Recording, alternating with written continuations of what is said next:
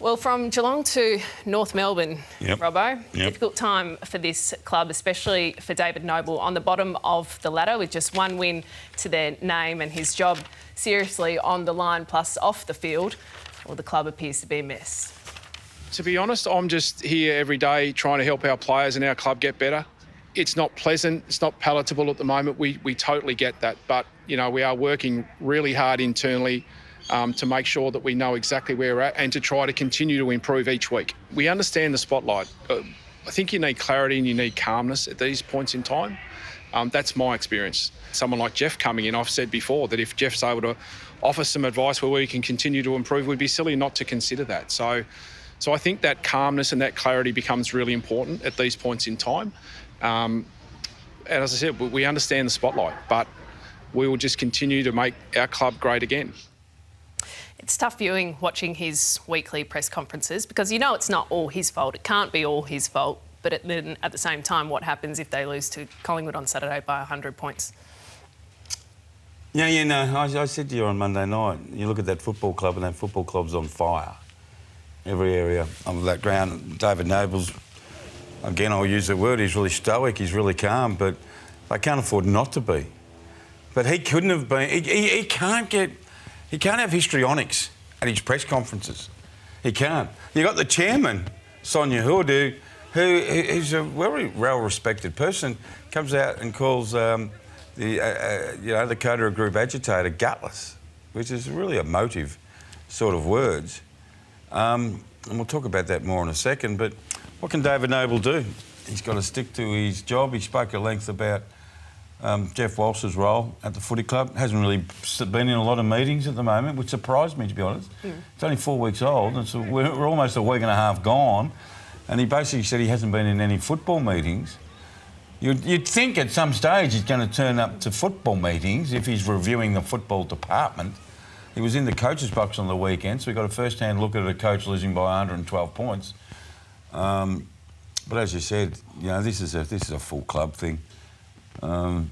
David Noble, yeah, he's in trouble. So talk to us more about off the field, because this has been heavily reported in the Herald Sun over the past 24 hours of leaked emails 36 between... hours, yesterday morning. 36 hours, my bad. An influential Coterie Group member... Well, he's a Shinboner Group member, and he shared some emails which were written between him and Benamafia, the CEO, and he shared them to his Shinboner Club Coterie Group, and civil wars erupted, and he had his say, and last night at a function, Jack Epstein from the Herald Sun and spoke to Sonia Hood, who called him a coward, for gutless, I think was the word he used, for not calling her. Really interesting. I'm not having a go at Sonia Hood, but this is what happens when you have a club burning. People can't control themselves. Sonia Hood said, I am not talking through this review. And Jackie goes out there and goes, oh, can I talk to you about... Yeah, that's coward, back page. So that sort of contribution from Sonia just puts petrol on it. And I'm not having a go. She can say whatever she likes. I'm rapt that she said it. But it doesn't help the situation. 2.5 weekends to go. She said a really interesting thing last night. You've got to bear with me here. She said he's gutless, etc. She asked if she has full support of Benamafia, the CEO. She said yes, 100%. So we're calling for a review, all right, of the football club, of the football department. The president says she's got the 100% support of Benamafia. Where does that lead? There's going to be change at the end of this review. So what's the change going to be? If Mafio's not going and Hood's not going, there's only one major change left. And David Noble would have read those comments. He would have been told about these comments. And he was calm today. And would have said, well, what about me? What about me? Well, we can't guarantee you anything. Absolutely anything. So... I said early in the week, it's going to be a miracle if he survives. It's not all his fault. This is a total club situation. But we've still got maybe 2.5 weeks of it as this review goes on. We'll start with your former club, North Melbourne. Going well, aren't they?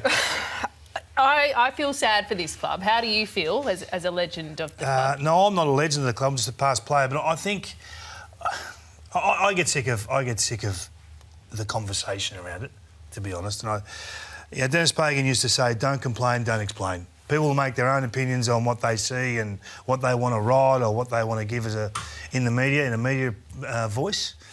You're not going to stop them. So I think the less questions you answer, the less oxygen you give these situations.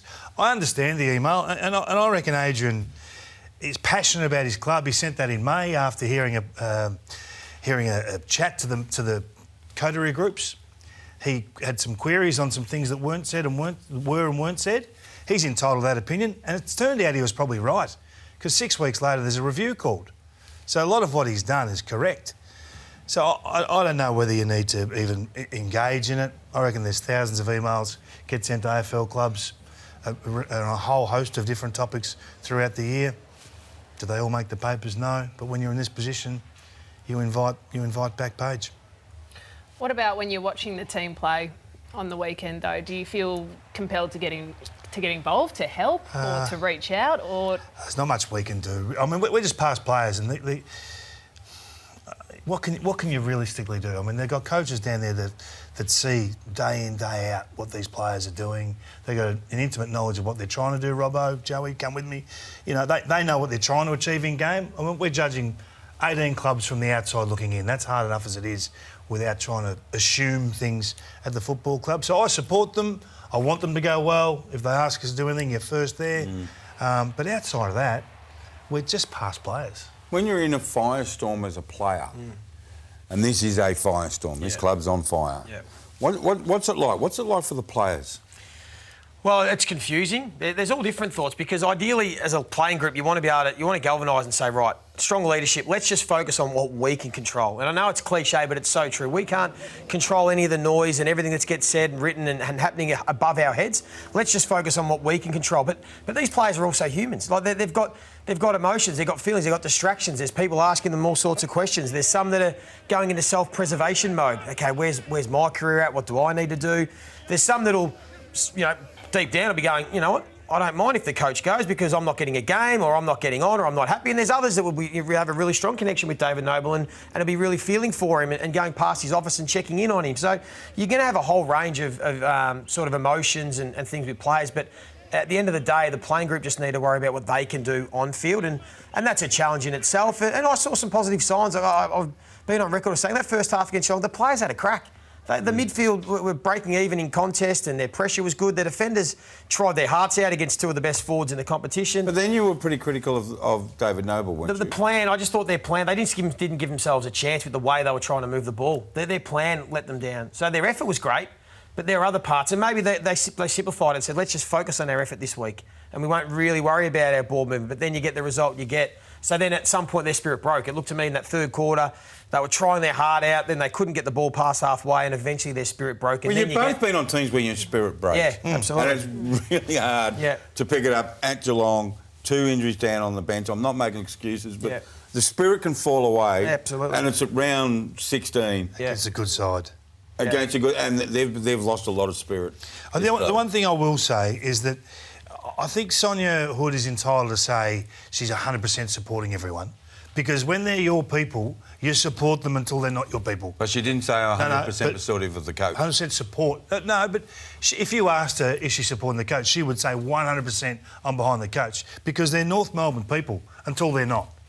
And until that point, you treat everyone the same and you move on. So I understand what she's saying when she says that. And I think that's been the North Melbourne way for 100 years. And if someone is in the business that's not doing that, well, they'll find themselves out pretty quick.